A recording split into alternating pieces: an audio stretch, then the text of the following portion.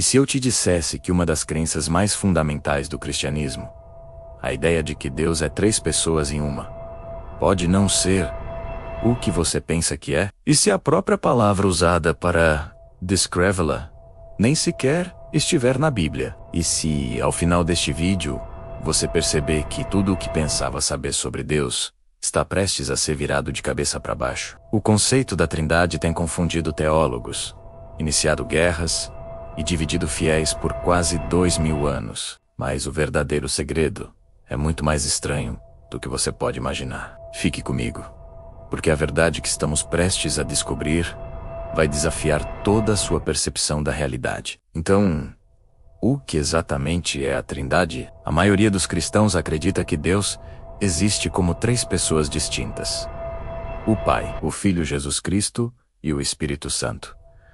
Mas aqui está o porém. Eles não são três deuses diferentes. Todos eles são um único Deus. Confuso, certo? Pense nisso como a água. A água pode existir como líquido, como gelo sólido e como vapor. Ela tem três formas diferentes, mas ainda é apenas H2O. Ou pense em um ovo. Ele tem uma casca, uma gema e a clara. Três partes distintas, mas que compõem um único ovo. Essas são maneiras simples que as pessoas tentaram explicar. Mas como veremos em breve, a realidade é infinitamente mais complexa e controversa. Esta simples explicação mal arranha a superfície de um debate que se arrasta por séculos. E quanto mais fundo você cava, mais inquietantes as perguntas se tornam. Agora, vamos começar a puxar a cortina. Aqui está o primeiro fato chocante. A palavra Trindade aparece exatamente 0 vezes na Bíblia. Vá em frente.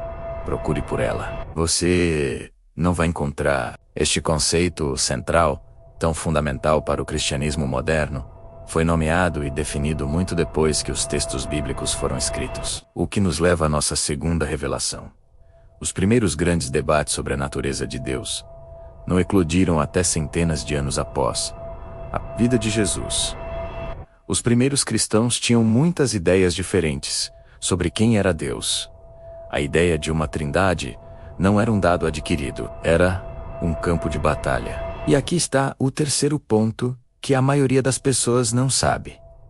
Mesmo hoje, nem todos os cristãos aceitam a Trindade. Existem denominações inteiras, como os pentecostais do nome de Jesus e as testemunhas de Jeová, que rejeitam completamente esta doutrina, argumentando que é uma invenção não bíblica. Eles acreditam que Deus é um ponto final. Então, se a palavra não está na Escritura e o conceito foi debatido por séculos, de onde ela realmente veio? A resposta é mais política do que você imagina. Esta não foi apenas uma discussão teológica amigável. O debate sobre a Trindade literally dividiu o Império Romano. Estamos falando de bispos excomungando uns aos outros, congregações se revoltando nas ruas e imperadores intervindo para resolver disputas religiosas, com a ameaça de exílio e morte. Pessoas foram rotuladas como hereges, perseguidas e até mortas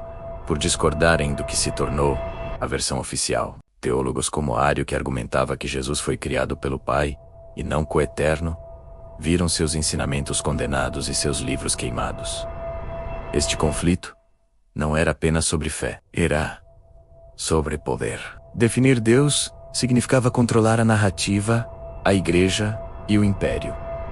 As apostas eram incrivelmente altas. Imagine uma única ideia tão potente que poderia levar ao derramamento de sangue e redefinir o curso da civilização ocidental. Este foi o fogo no qual a doutrina da Trindade foi forjada. Pronto para descer ainda mais fundo na toca do coelho, no ano 325 d.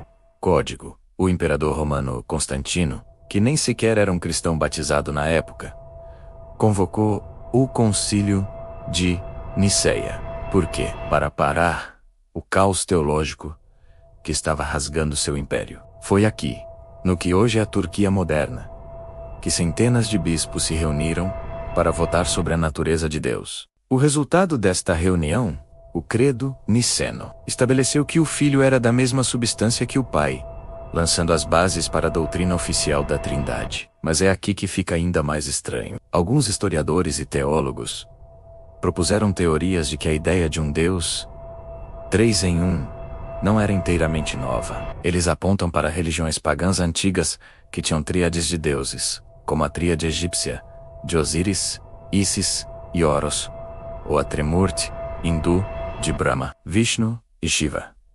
A Trindade foi influenciada por essas crenças mais antigas, uma forma de tornar o cristianismo mais familiar para o mundo pagão. Para tornar as coisas ainda mais complicadas, existem passagens bíblicas que parecem contradizer diretamente a ideia. O próprio Jesus diz, em João 14:28, "O Pai é maior do que eu." Então, como eles podem ser iguais? Essas aparentes contradições alimentaram o debate e a dissidência por milênios. Então, qual é a revelação final? Depois de toda a história, o conflito e o mistério, o que é a Trindade? Aqui está a resposta mais profunda e talvez mais inquietante de todas. A Trindade pode não ser uma descrição de Deus como ele realmente é. Em vez disso, pode ser a única maneira pela qual a mente humana limitada pode sequer começar a processar o conceito de um ser infinito e incognoscível. Talvez Deus esteja tão além da nossa compreensão que tentar defini-lo como um ou três é como tentar descrever uma cor para uma pessoa que nasceu cega. Toda a doutrina poderia ser uma estrutura filosófica feita pelo homem, uma tentativa desesperada de rotular algo que está fundamentalmente além da linguagem e da lógica. Ou, de uma perspectiva diferente, a Trindade poderia ser o maior mistério espiritual já revelado à humanidade.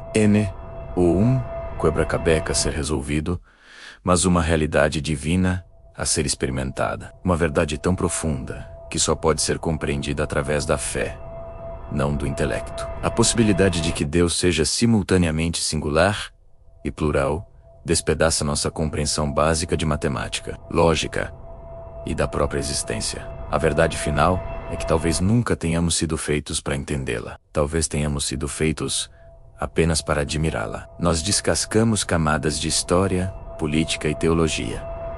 Mas encontramos uma resposta? Ou apenas encontramos perguntas mais profundas e fundamentais? O Concílio de Niceia pode ter encerrado o debate para o Império Romano, mas ele nunca terminou de verdade. O mistério do um e dos três continua a nos assombrar e inspirar. Mas e se a história não terminar com a Trindade? E se a própria Bíblia contiver pistas para uma estrutura ainda maior e mais oculta do divino? Existem textos antigos, alguns dos quais foram excluídos da Bíblia final, que sugerem outros seres divinos, outros aspectos de Deus que esquecemos completamente. A Trindade pode ser apenas uma peça de um quebra-cabeça muito maior e mais cósmico. Já estou trabalhando em uma parte 2, onde exploraremos esses evangelhos proibidos e a ideia de uma quarta entidade que poderia mudar tudo novamente. Antes de ir, tenho que perguntar: no que você acredita? A Trindade